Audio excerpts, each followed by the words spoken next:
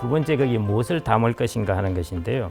금은 자본은 아니지만은 제가 하나 질문을 해보면요. 금하고 부동산하고는 뭐가 차이가 날까요? 일단 크기. 금은 크기? 유동성. 부동산은 들고 옮길 수가 없잖아요. 예. 그렇다. 금은 휴대할 수 있는데. 예. 요즘은 뭐 금 실물로 이렇게 잘 사지 않고 보관해 놓고 이제 있으니까요. 뭐 원하면은 인출할 수 있습니다. 부동산은 가지고 네. 있으면 임대 수익 같은 걸 낼 수 있는데 예. 금은 가지고 있다 한들 내가 팔아야 돈이 돼요. 예. 정확합니다. 예. 그래서 앞으로 자산 관리를 잘 하실 것 같은데요. 주거까지는 왜 이렇지? 네. 아직 너무 그렇게 서두르시지 않아도 됩니다. 지금 그 정도 생각을 갖고 계신 것만으로도 앞으로 충분히 많은 세월 동안 하시면 되고요. 금은 갖고 있더라도 나한테 1년, 2년 매년 들어오는 게 없습니다. 그런데 부동산 같은 경우 임대 수익을 주잖아요. 그래서 임대 수익이 따박따박 들어오는 것입니다. 이게 이제 가장 큰 차이점입니다. 이렇게 임대 수익이 따박따박 들어오는 것을 우리가 인컴 자산이라고 그럽니다. 그러면은 왜 인컴 자산을 가져야 하는가 하는 것이죠. 자, 여러분들이 이제 인컴이 하나도 없는 자산을 갖고 있다고 생각하겠습니다. 여러분들이 이제 뭐 금이라고 하겠습니다. 금을 갖고 있다면은 여러분들이 여기서 뭔가 소득을 얻으려면은 어떻게 해야 되겠습니까? 금을 팔아야 됩니다. 예. 그 다음에 여러분들이 추가적인 소득을 얻으려면 금의 가격이 올라야 됩니다. 이 두 가지가 충족돼야 되거든요. 근데 내가 돈은 모자라는데 금 가격이 폭락을 했다. 그러더라도 여러분들은 팔아야 돼요. 가격이 싸더라도. 그게 이제 인컴이 없는 자산의 단점입니다. 금 가격이 지금은 이제 한 2007년, 8년부터 해서 계속 오르고 최근에 이제 다른 이런저런 이유 때문에 오르기도 했는데요. 1979년부터 거의 한 30년 동안에 금 가격은 마이너스 70%였습니다. 그러니까 이런 때도 있다는 것이죠. 그런데 예를 들어 부동산 가격이 20년 동안 안 올랐다. 그런데 부동산의 임대료가 4%다 하면은 여러분들은 20년 동안에 4% 곱하기 20만큼 돈을 받는 것입니다. 80%를 돈을 받는 것이에요. 그런데 금 가격이 20년 동안 안 올랐다. 여러분들에게 들어오는 것은 하나도 없습니다. 없죠.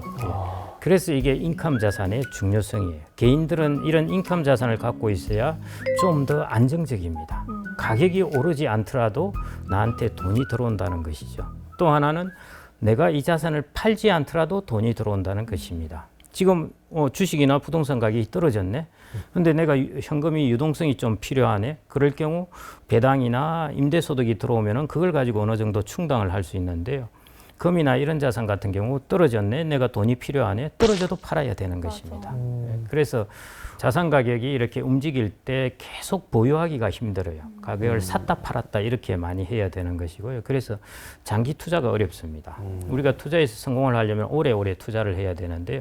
배당이 꾸준하게 들어오면은 가격이 떨어지더라도 사람들이 어떤 이야기를 하냐면은 그냥 배당받고 있지, 이런 이야기를 합니다. 그래서 여러분들이 인컴에 배당과 같은 인컴이 나오는 자산을 갖고 있으면은 여러분들이 유동성이라든지 수익도 가격에 관계없이 들어오게 되고요. 그러다 보니까 장기 투자를 하게 되고, 장기 투자를 하게 되면은 투자에 성공할 가능성이 높아집니다. 그래서 인컴 자산을 가지시라는 것이고요.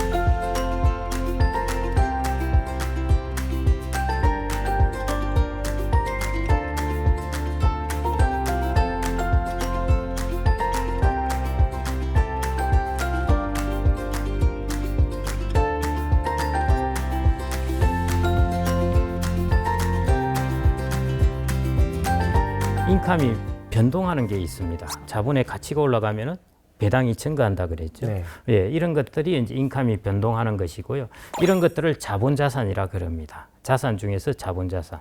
그래서 이런 것들이 주식이나 부동산 같은 경우에. 그다음 또 하나 인컴 자산이 이제 예금이나 채권. 그래서 인컴 자산은 예금, 채권, 주식, 부동산. 이게 대표적이라고 보시면 됩니다. 그런데 나이가 젊으신 분들은 주식, 부동산의 인컴 자산을 대부분 하셔야 되고요. 나이가 많을수록 예금이나 채권 부분을 이제 많이 가져가시면 됩니다. 근데 그걸 반대로 하시는 분도 되게 많아요. 그럼 안 좋습니다.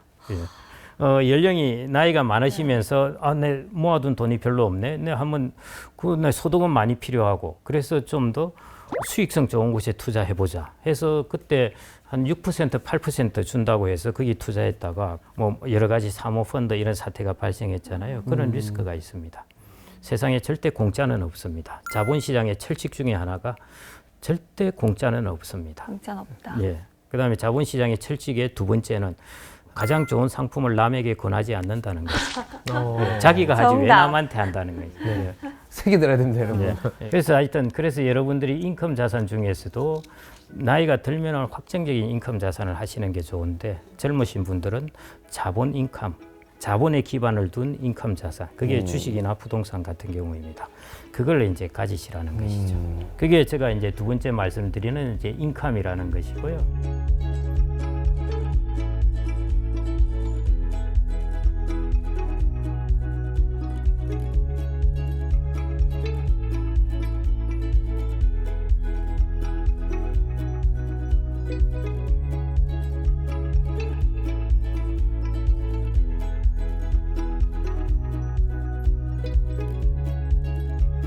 그다음에 이제 세 번째 이제 제가 글로벌에 해당되는 것인데요. 여러분들의 이제 자본을 가지시려면은 주식이나 부동산이나인데요. 제일 중요한 것은 퀄리티입니다. 퀄리티라는 것은 이제 가장 우량하고 좋은 자본을 가져야 된다는 것이고 또 하나는 우량한 국가에, 우량한 기업에 이런 쪽에 자본을 가지셔야 됩니다. 뭐 사람마다 여러 가지 생각이 있을 수가 있는데요. 뭐 우리나라가 지금 선진국 소득으로 본다면 선진국이고요. 그리고 우리나라 기업들의 경쟁력도 강합니다. 여러분들이 생각하시는 것보다 우리나라의 기업은 다양하게 경쟁력이 강한 그런 스펙트럼을 갖고 있는데요. 근데 우리나라의 단점이 있죠. 예를 들어 미국하고 한번 비교를 해보십시오. 자, 원화라는 통화하고 달러라는 통화를 비교하면 어떻습니까? 아, 너무 불안정하죠. 그렇죠. 우리는. 그러면 여러분들은 일정 부분 달러 자산을 가지셔야 된다는 것이죠. 그게 첫 번째 글로벌입니다. 자, 그 다음에 두 번째, 여러분들 지정학적으로 어떤 리스크가 생길 가능성을 미국과 우리나라하고 비교하면 어디가 크겠습니까? 우리나라가 굉장히 크죠. 그렇죠. 네. 우리나라 좀 다 하긴 둘러싸여 있는. 없어질 수도 있잖아요. 그건 아니에요. 예. 하여튼 그런 충격의 가능성을 갖고 있다는 것이죠. 언젠지 모르고 안 일어날 수도 있고 하지만은 그럴 가능성이 있다는 것이죠. 그럴 가능성이 실제로 일어나면은 여러분들의 자산의 가격은 뚝 떨어지게 되는 것이죠. 그런 요인들이 이제 또 있는 것이고요. 자, 우리나라에 있는 기업들하고 미국에 있는 기업들하고 어디가 경쟁력이 더 강할 것 같습니까? 그래도 전체 평균적으로 미국이 아닐까요? 예, 압도적입니다. 예를 들어 애플이나 이런 것들의 시가총액 하나가요, 독일의 전체 시가총액을 앞섭니다. 주식시장. 회사 하나가 예. 국가를 예, 넘어선다. 그 우리나라 시가총액의 한 1.8배는 되는 거고요. 그 한 회사의 시가총액이 4천조 이렇습니다. 그런 기업들이 아시다시피 뭐 애플, 엔비디아, 마이크로소프트 뭐 쫙 펼쳐져 있는 것이고요. 또 하나씩 튀어오르는 것입니다. 자, 그런 쪽에서 이제 S&P 500이라는 것은 뭐냐 하면은 미국의 기업들 중에 시가총액 순으로 해서 500개 기업을 모아둔 것입니다. 그래서 500개 기업이면은, 이야, 500개면은 별의별 놈이 다 들어오겠네 하는데요. 미국의 기업의 크기에서는 500개 기업이면은 대형주입니다. 그래서 S&P 500은 미국의 기업들 중에 대형주에 해당되는 것들을 500개 모아둔 것입니다. 그러면 근데 선장님의 말씀을 쭉 들어보니까 코스피 하지 말고 S&P 500 해라. 예. 어. 여러분들 자산 중에 뭐 한 절반 이상은 네. 예, 그렇게 하시는 게 좋을 것 같고요. 앞으로 우리나라가 이제 장기 저성장기에 접어든다고 그러지 않습니까? 그러면 이제 이 안에 속해 있는 사람들은 그 운명을 어느 정도 같이 할 수밖에 없습니다. 그러면은 여러분들이 모으는 자산은 그것하고 운명을 분리하셔야 돼요. 원래 자산 관리의 가장 중요한 요체는 다양한 관계없는 것들끼리 상관관계가 낮은 것들을 뭉쳐 놓아야 돼요. 예를 들어 우리나라가 장기 저성장이 오고 내 일자리도 잘려버리고 주식도 폭망했고 이러면 큰일 난다는 것이죠. 장기 저성장이 와서 내 일자리가 좀 문제가 생겼는데 내가 가지고 있는 자산은 글로벌에 두었더니 이것은 많이 올랐더라. 그것이 분리해서 놓는 것입니다. 그럼 주식을 하려고 하면은 만약에 아까 말한 대로 돈이 막 많이 없잖아요. 한 번에 많은 주를 못 사니까 예. 그냥 달에 한 주씩만 사도 돼요? 물론, 그런 식으로? 물론입니다. 예. 미국 주식 사요. 미국. 그다음에 이제 펀드 하셔도 되고 ETF라고 있는데요. ETF는 주식을 모아둔 것인데 대신 가격이 싸요. 주식을 모아두었다고 해서 야 10개 주식을 모았으니까 곱하기 10의 가격이 들겠다가 아니라요. 그냥 주식을 모아둔 펀드이기 때문에 여러분들이 돈 뭐 5천 원, 만 원 하더라도 그 한 주를 살 수 있습니다. 이 ETF는 일종의 금융 지주회사라고 보면 됩니다. 지주회사. 그 지주회사 밑에 여러 기업들을 갖고 있는 것이죠. 그래서 미국의 예를 들어 S&P 배당 귀족 ETF라는 게 있습니다. 여기는 뭐냐면은 한 25개 미국의 기업들 중에서 지금까지 25년 동안에 배당금을 계속 증액시킨 기업들만 뽑아서 놓아뒀습니다. 그래서 여러분들은 이 ETF를 하나 사시면은 이 기업들을 동시에 그냥 사시는 셈이죠. 일종의 회사를 사시는 거예요. 지주회사나 마찬가지입니다. 따로 살 것 같으면 배당금 주는 주식을 따로 선호하시는 편이에요. 예, 이제 공부를 많이 하는 사람들은 자기가 이제 그런 중에 나 허접한 주식은 안 살래. 그러면서 자기가 열심히 해서 가장 좋은 것들만 자기가 골라서 이제 배당 주식을 투자하는 사람도 있는데요. 그냥 ETF가 제일 괜찮습니다. 예, 아무리 고민하더라도 이거 따라가기가 쉽지 않습니다.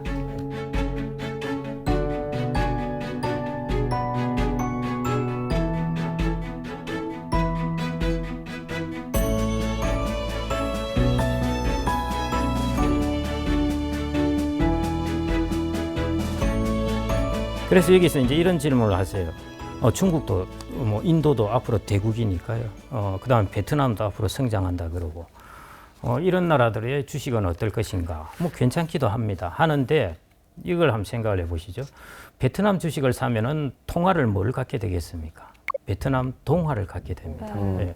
중국 주식을 사면은 중국 주식하고 위안화를 갖게 되고요. 예. 인도 주식을 사면은 인도 주식과 루피를 갖게 됩니다.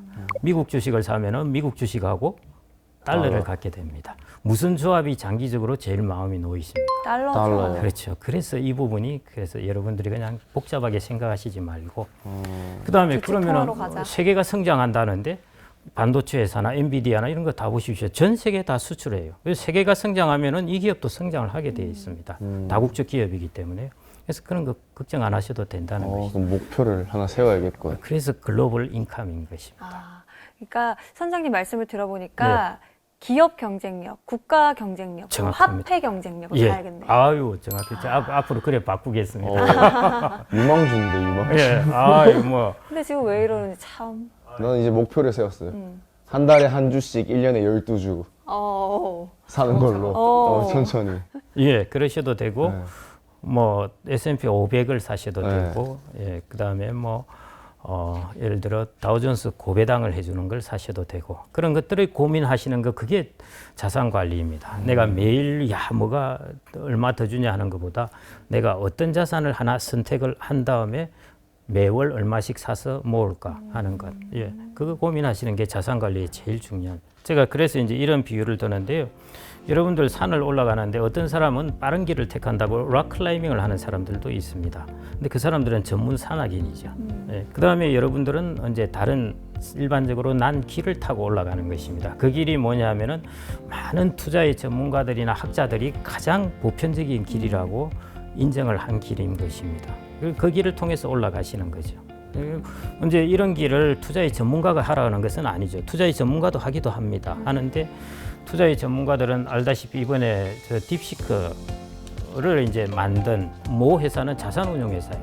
그 딥시크를 만든 파운더 그 창업자가 그 자기 AI를 가지고 자산 운용하는 그 모델을 만들어서 20조를 벌었습니다. 아, 부럽다. 그래서 이 친구는 돈이 목적이 아니에요. 돈은 자기는 원하면 얼마든지 벌 수 있다.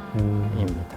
그래서 여러 가지 길이 있는데 직장에서 근로소득자가 택하는 길은 아까 펜션이라는 곳에 글로벌 최우량 인컴 자산을 집어넣고 계속 이것을 아까 말씀하셨듯이 매월 얼마씩 사고 거기서 배당이 나오면은 또 배당으로 또 사는 겁니다. 그게 이제 복리 효과이거든요. 그걸 계속 지속적으로 하게 되면은 여러분들이 나중에 나이가 한 60, 70대여서 내가 퇴직을 한다 할 때 여러분들이 받게 되는 배당금이 많아지는 것이에요. 왜냐하면 자본의 가치가 올라는 데다가 배당 수익률은 같다고 하더라도 아까 말씀드렸듯이 자본의 가치가 오르면 배당 금액이 많아지는 것이죠. 그래서 여러분들이 한 30년 플랜을 보시고 나중에 퇴직하실 때, 내 노후는 이 배당금으로 내가 생활할 수 있겠구나 하는 것들을 목표로 하는 것입니다. 그게 이제 PIG입니다. 내가 펜션이라는 비클 안에 넣어서 세제 절약을 하면서 글로벌 가장 최우량 인컴, 자본이죠. 그걸 가지시는 것. 그리고 여기서 나오는 인컴을 내가 계속 재투자하는 것. 그러시면은 거의 아마 여러분들이 한 30년 뒤면은 내가 퇴직할 때 거기서 받는 배당금만 가지고 여러분들이 노후를 이렇게 충분히 보낼 수 있는 그런 소득이 이제 생길 수 있을 겁니다.